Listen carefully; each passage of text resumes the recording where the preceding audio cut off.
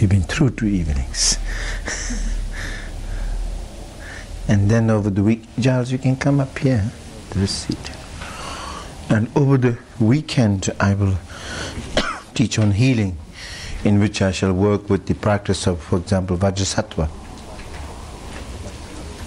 So let's see if you have any questions. You can essentialize for me what I've taught. What is the first thing?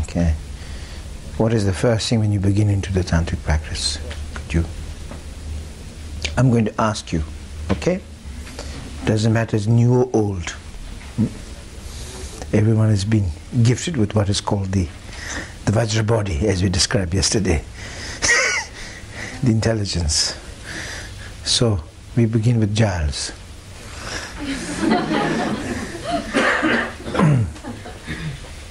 To find our Vajra mind. First begin with the understanding of egolessness. Okay. Okay. What do we mean by egolessness? I mean, basically. So let's get down to, so far it's been, just get down to nitty-gritty. What do you mean by egolessness? I think it's to do with being involved in what you're doing without considering yourself. That's true. Any reward for it. That's true. That's true, yeah. Okay, it's getting warmer. Okay? An appreciation of space. True.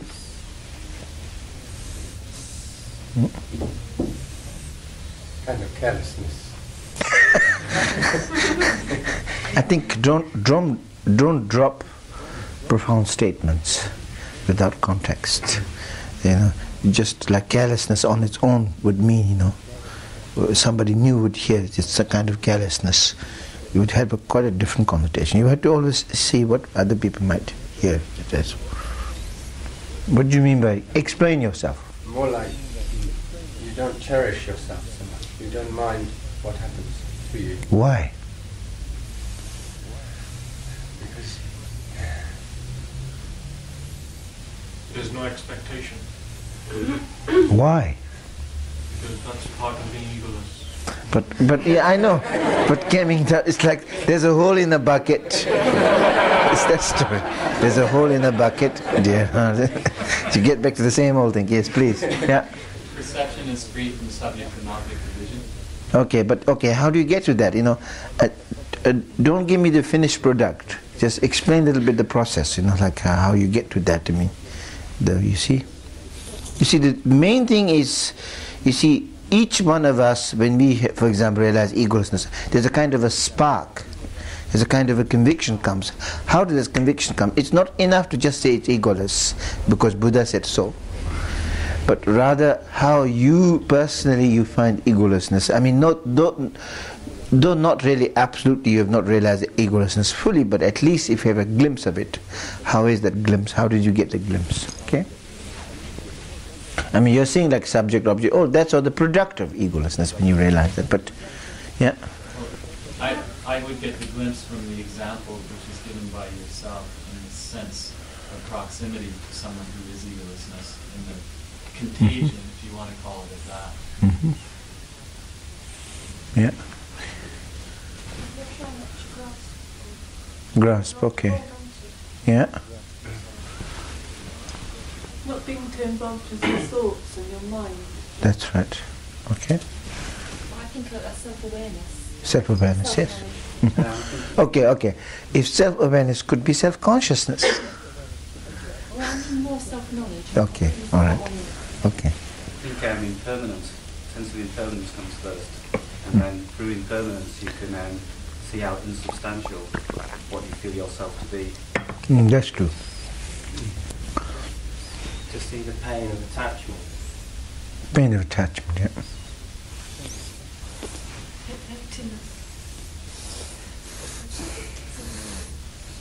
See, I think what you realize, it comes out of an experience, out of a lot of experience.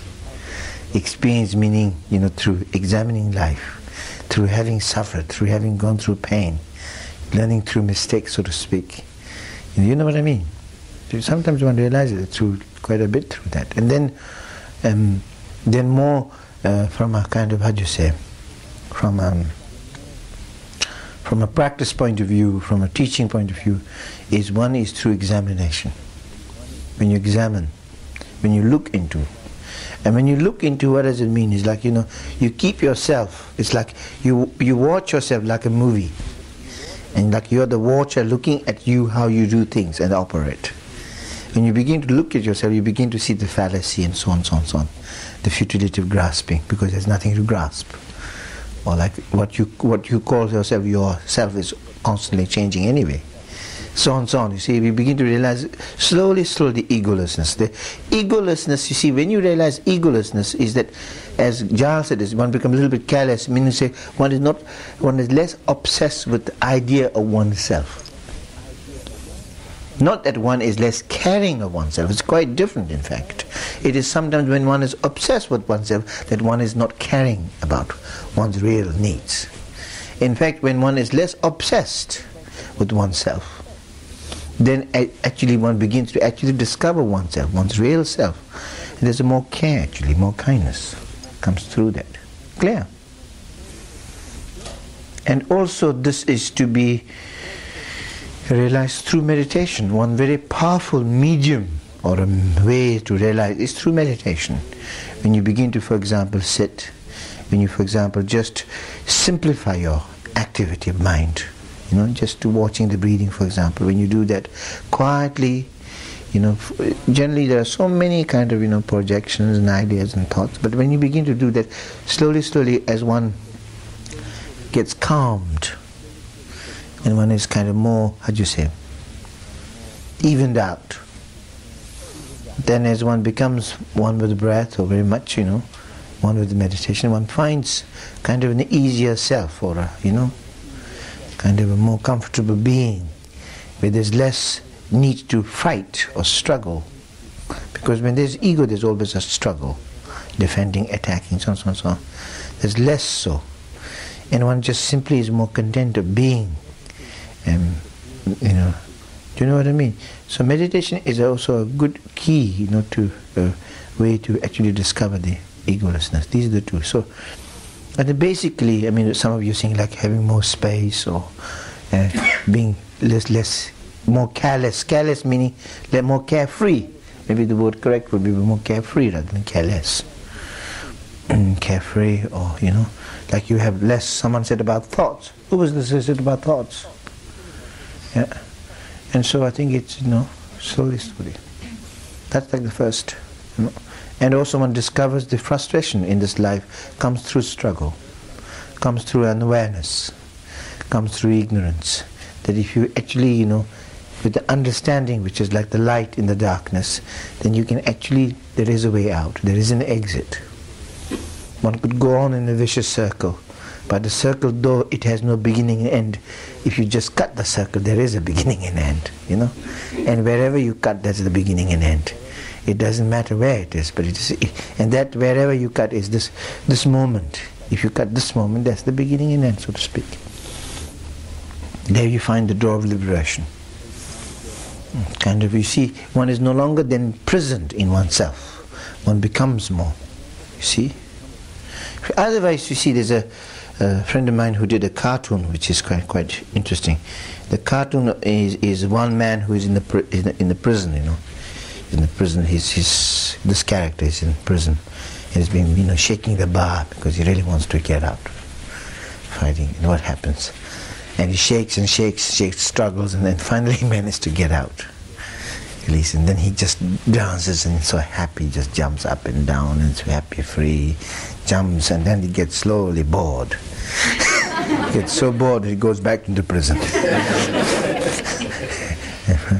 And sometimes that's how kind of,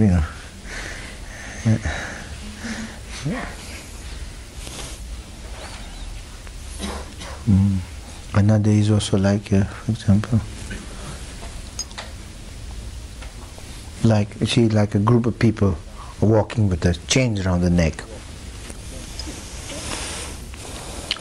and all of them looking extremely gloomy, depressed.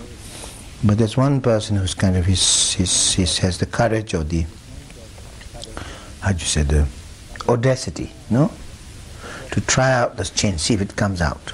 Because the rest, nobody's tried it out, because everybody's just presumed that it's a chain, you can never get out anyway, it's impossible. They've just completely, how do you say, surrendered. But this particular character, he tries this chain out, and actually it fits exactly. Just it fits you exactly, it fits out exactly. And in fact, this chain goes up and becomes the halo. You know, the holy sign. Holy sign. It's also a round thing. See, so like that, you see?